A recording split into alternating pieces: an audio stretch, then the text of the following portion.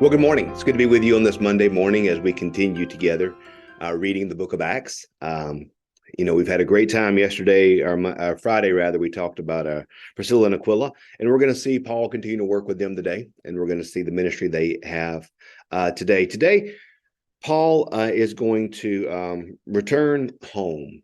If you remember, Antioch is kind of where, he's from Tarsus, so Antioch's not home. But if you remember earlier on in the book of Acts, probably a month or two ago, we talked about Antioch sending out Paul and Barnabas for ministry. So Antioch is kind of his home church. So we're going to see him return there today, but then also some other journeys. So let's read Acts 18, verse 18 through 23. So Acts 18 through 23. After staying there for considerable time, there meaning, remember, he was in Corinth, that's where he was. Staying there for a considerable time, Paul said farewell to the believers and sailed for Syria, accompanied by Priscilla and Aquila. Remember, he met Priscilla and Aquila in Corinth, and they were tent makers together. So as Sennacherib, he had his hair cut, for he was under a vow. When they returned to Ephesus, he left them there, but he himself went into the synagogue and had discussion with the Jews. They asked him to stay longer. He declined, but on taking leave of them, he said, I will return to you if God wills. Then he set sail from Ephesus. When he had landed at Caesarea, he went up to Jerusalem and greeted the church, and then went down to Antioch. After spending some time, he departed and went from place to place to the region of Galatia and Phrygia, strengthening all the disciples. So we see Paul kind of concluding this second of his missionary journeys. Paul traveled across the Roman world, and always returned home to Antioch, or returned home to his people. A few things that are interesting here to me. Notice it says in verse 18, hey, it said in Sennacherib, he had his hair cut, for he was under a vow. Paul was so interesting because he knew the Old Testament so well, and knew the Old Covenant so well, and knew the vows so well. So to me, it was just so interesting. It's always fascinating to me that no one, probably outside of the high priest, I would say, knew or understood the law or understood the way of the Pharisees as well as Paul. Paul says at one point that he was a Pharisee of Pharisees. So Paul understood these things, yet it was Paul who was able to bridge the gap, or build a bridge, if you will, to be the apostle to the Gentiles. And so what we see here, Paul keeping custom. He was under a vow. So a part of the vow process for Paul was that he cut his hair. So and of course he did what he always did. He went to the synagogue, had a discussion with the Jews, and it seems as though it went well, because nobody's trying to take him outside the building and beat him up. So that's good. But he says, he had a discussion. They wanted him to stay, but he said, no, I will return if God wills. Remember, that's one of the things Scripture tells us. I'll let you, say if God wills. Trusting God. Don't be too strong for sure, saying what you're going to do, but trusting God to do it. So, and then he set sail from Ephesus, went to the Holy Land, went to Caesarea. That's a town on the coast, a Roman town, sometimes called Caesarea Philippi. Then he said he went up to Jerusalem. Just as a reminder, Caesarea is north of Jerusalem on the coast. So technically he traveled south, but you always go up to Jerusalem.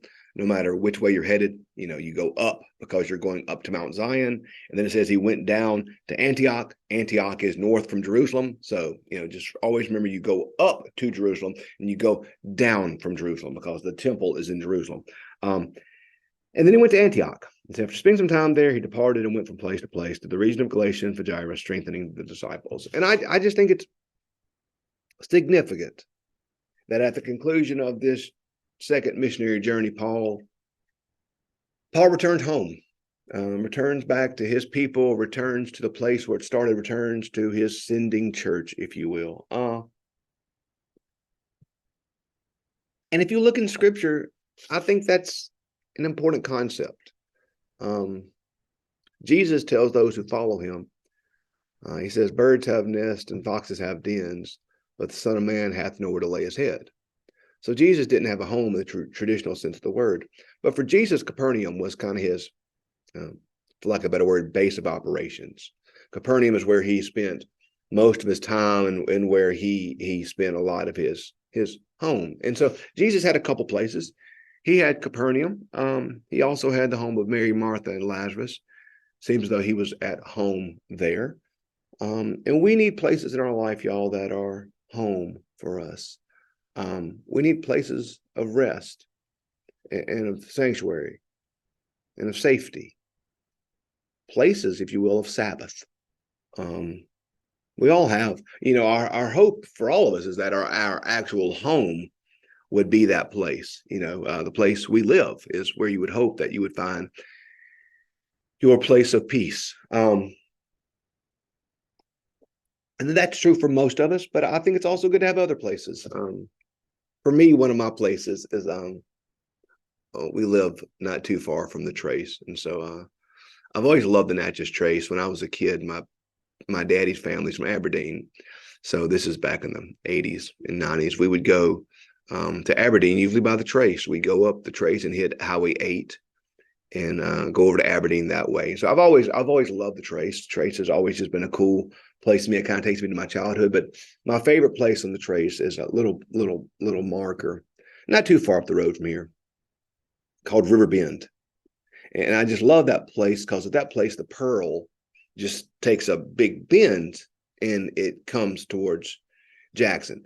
And I just, there's some days on my days off when I'm tired or stressed, and I would just go up there to River Bend. There's a certain picnic table I like to sit at on the north part of the park, and I will sit there with my Bible or a book I'm reading, just there and just read. Just look at the river, look at it passing.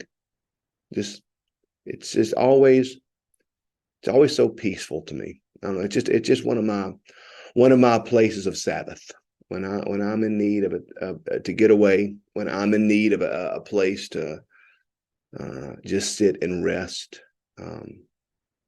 that's where I usually go. I will go to River Bend. There are other places I like, but that over the last few years has become kind of my place. So in our life, we need a place like that. Where's your place, friends? Where's your place of Sabbath? Where's your place of rest? Where do you go when you need to turn it all off? You need to still yourself. You need to just be able to listen for God's voice. Listen for his word. Listen for his peace. Paul goes all over the known world. Goes to Macedonia, goes to the Gentiles, takes risks, gets beat up, gets thrown out of town, gets persecuted. And when he comes from all that, he goes to Jerusalem, does all that, but then he goes back to Antioch, his people, his place. So my prayer for you and my hope for you in this day, in this week, is for you first to know where your place is. Where's your place? And maybe it's a person. Maybe it's not always a physical place. Maybe it's a relationship.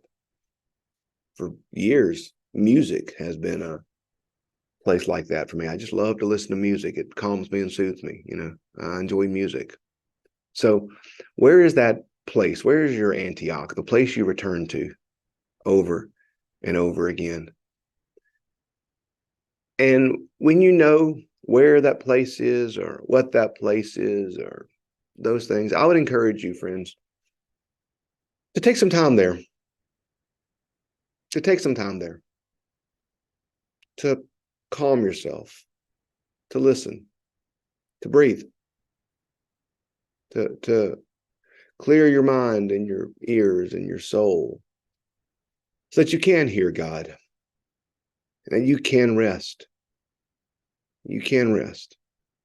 As Say before, the fate of the free world does not rest upon your shoulders. Rest. Rest. Paul went to Antioch, went back to his people. Where is your Antioch? Hope you'll find your Antioch this week, and I hope you'll spend some time there.